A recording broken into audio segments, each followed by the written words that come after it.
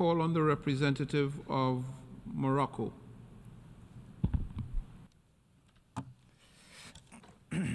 Merci beaucoup. Thank you very much, President.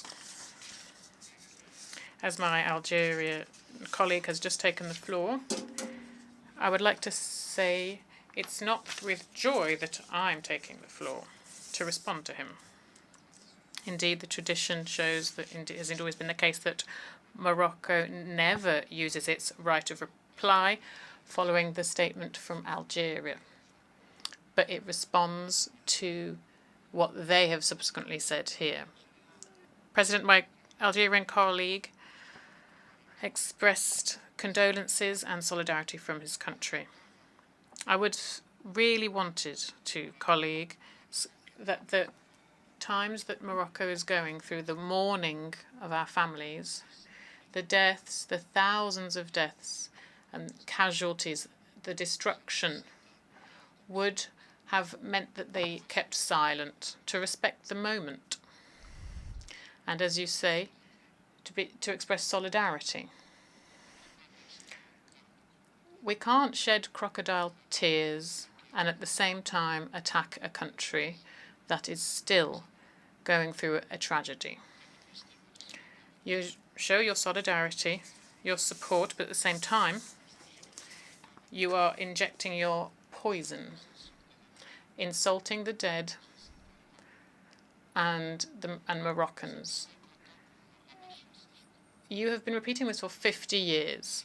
50 years you've been saying that you are a neutral party to this, that you're not a party to this. So it's been 50 years that you have claimed to defend a principle.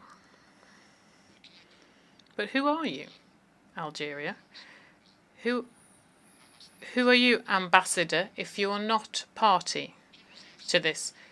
Who then encouraged you to take the floor if you're not a party to this? We've heard this afternoon several delegations used their right of reply. But these are delegations who have direct disputes. So why did Algeria take the floor? Because they're neutral? Because they're not a party to this? Because they're simply defending a principle? Because they defend a referendum?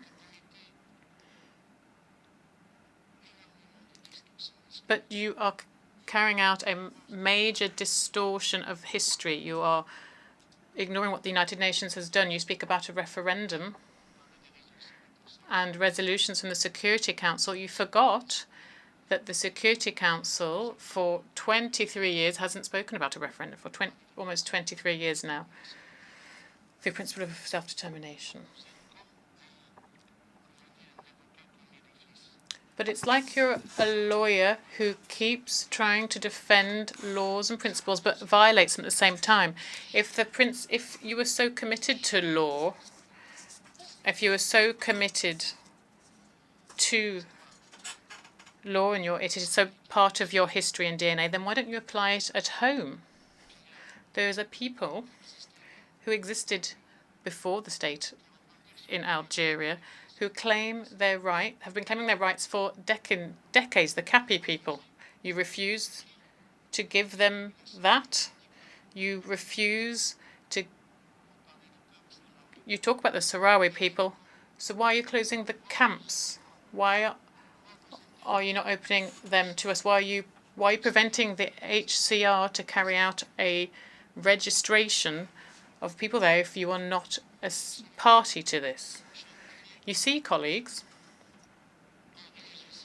in reacting, you're doing the opposite of what you're trying to do, because everyone in the room is then asking, why is Algeria doing this if they're not a party to this? Why Algeria? Why have they sent a note to the Secretary General to denounce a resolution? No country, a member of the UN, has sent a resolution on the question of Sahara to denounce it.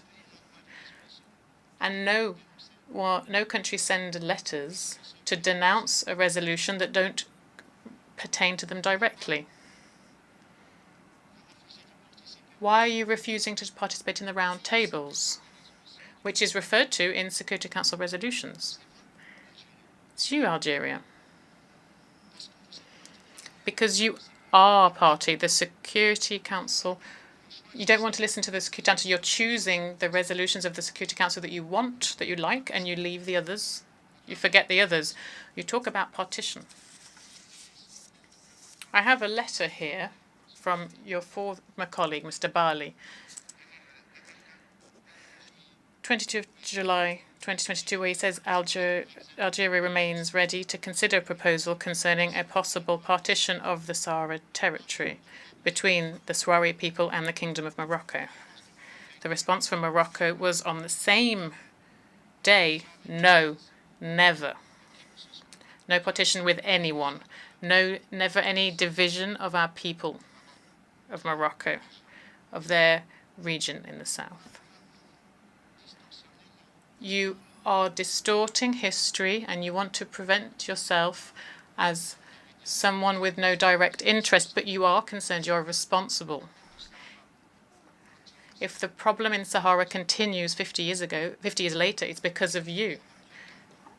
And you continue to claim that you're not responsible. It's nothing to do with you. It's the United Nations. But the United Nations says to you, come to these round tables. So why don't you come? The UN adopts resolutions and you reject them. You talk about GA resolutions, the most recent ones for decades, but you don't talk about a referendum. You're trying to dupe and lie to the GA, to lie to the international community, like you lied to the people that you forcibly transported into the Tindouf camps to wave independence in front of their face, to create an entity, a ghost entity that only depends on your security services. That's Algeria. The Algeria that extends its condolences and expresses its solidarity. But at the same time, it's Algeria that wishes to undermine Moroccan unity. It's Algeria that for 50 years has only armed, funded, led a separatist movement. Armed groups which also have connections with international terrorism. I would have wished a bit more decency from my Algerian brother, a bit more respect. If only for the people and the victims of the recent earthquakes, if only for those who've lost lives for their independence. But you have a short memory.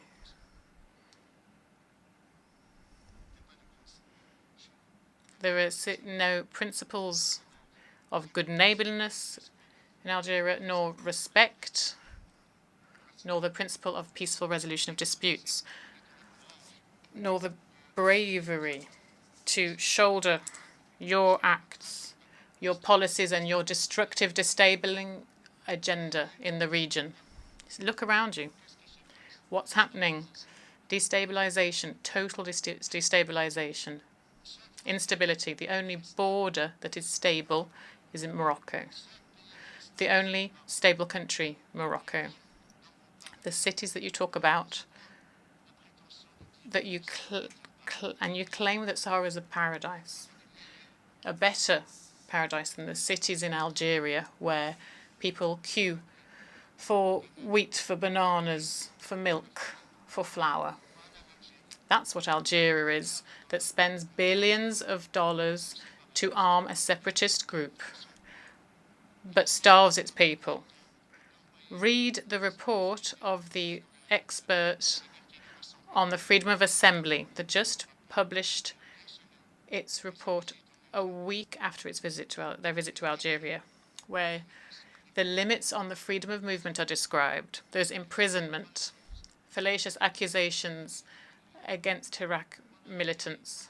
That's Algeria. That's the liberty, the freedom that you talk about, and the self-determination that you talk about. You let your own people enjoy self-determination before you call for it for other people. Morocco is in its Sahara, and we will stay here to the end of time.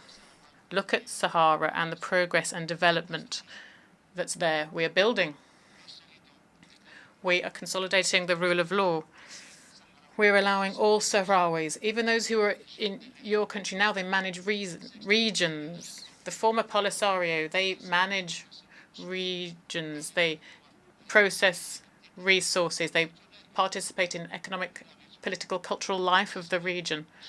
I hope, dear colleagues, that the next time when you open your mouth to speak about Morocco, you will think before doing so. Carefully. Because simply you've undermined the...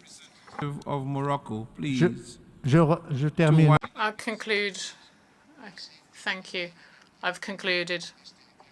I could have stayed another hour or two, but I'll stop there. Thank you, President.